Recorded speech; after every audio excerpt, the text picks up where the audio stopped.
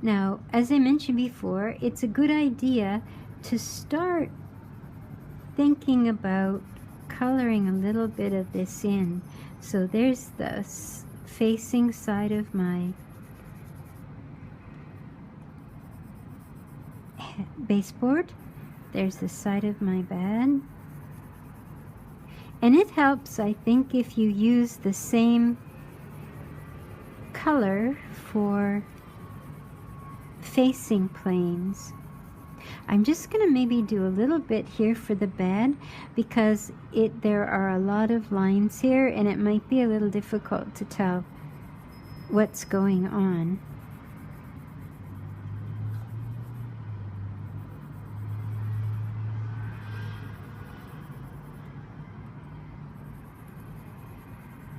There's, you see, and there's the side of the seating, which I think is pretty easy to see. That one's pretty easy to see.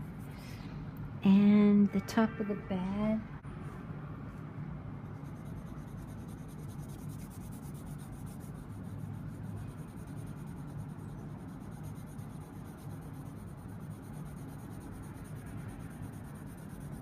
So this, I think, definitely helps to show what's going on. And this is the top of our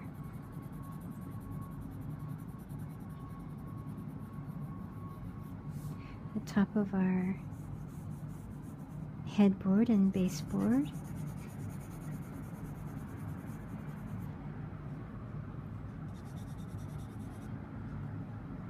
And then we're going to ink it all in black so that our outlines stand out.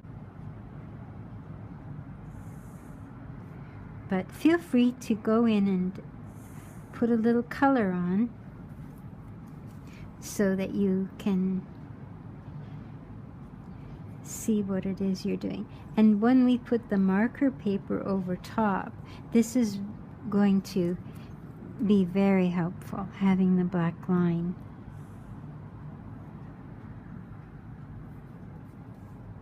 And it's good to go about it in a systematic way. I sort of just dive in, but if you have a system for it, you maybe do one piece of furniture at a time and then move on to the next. That might be helpful too.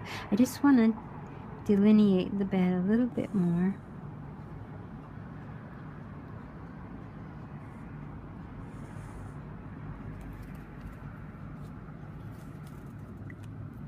I've gone in and reinforced some of my lines with the black ink just to help clarify things before I put the window in. Now the window is as wide as the carpet, or you can see that's our line for our carpet. So it's the same width as that. And what else do we know about it? It is almost as high as the ceiling. So it's 7.5 feet high. So we have an idea now of how to form our box. So I'm coming up from the window and I'm going up to 1/2 foot. So I'm coming up, and on the other side I need another vertical. So I find your carpet in among all these lines and bring that up. And we'll bring the 7.5 feet over. Just it disappears underneath where our light hit, although they are not related at all. This is much further away from the window wall. And we also have an arc at the top. So what we have to do now is figure out that we have to come down 1.5 feet to get the gentle arc that we have here. So 1.5 feet. So we have to come down here. So let's take this across.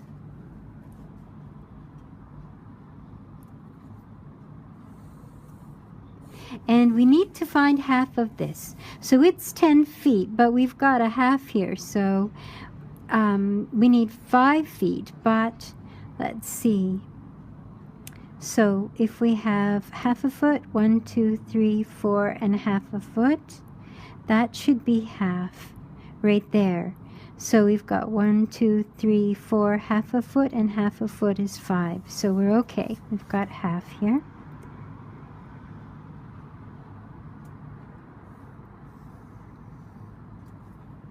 And now we have to make a V from corner to corner at this top portion.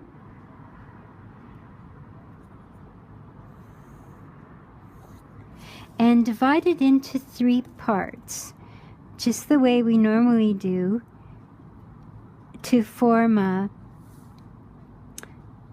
Now if it lined up here, it would line up here on the other side. And let's see if that looks about right.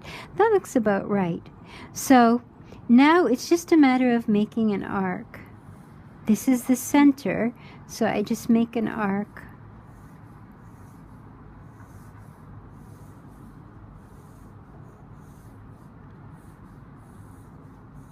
Now this is just the first attempt here, a guideline. And then when you ink it in, you would use either your French curves or another thing that I find really helpful. This is a bendable, it has kind of like a bicycle chain in the middle of it, and it's covered in blue plastic. But it's very helpful. You can form a shape with it, and it helps you when you're inking in.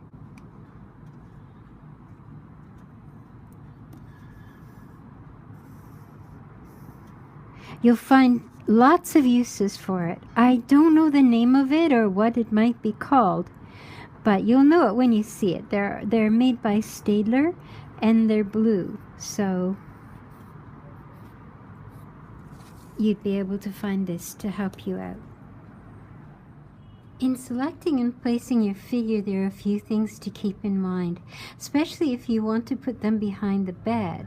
Now, I would like to use the largest figure possible, so I have a couple of choices. But no matter where I place her, if I have to keep her eyes on or near the eye level, she's just too big, because I can tell because she overlaps the far side of my bed. So I have to keep her within that space. So even if I bring her down here, closer to me, closer to us, it doesn't matter. She's still too big. So I have my smaller one. And if I start at the back, putting my eye on the eye level, her dress is a little bit touching the edge of the bed, so I better bring her forward some more. Eyes on the eye level. And now she's fine. There's clearance. I have space between here and her. So what I would do is glue her in place on this drawing and just trim the bottom part away once I was sure that I didn't need that, and have a look at how she looked and cut it on the angle of the bed and see if it doesn't make sense, because this is a 6-foot item and she's maybe 5'6", maybe 5'7", so she can't look bigger than that. And so it does make sense. This is just an initial look at where we're going with this. So we'll be putting our marker paper overlay over top of your box drawing and beginning to develop it, and use your reference photos for all of the little details.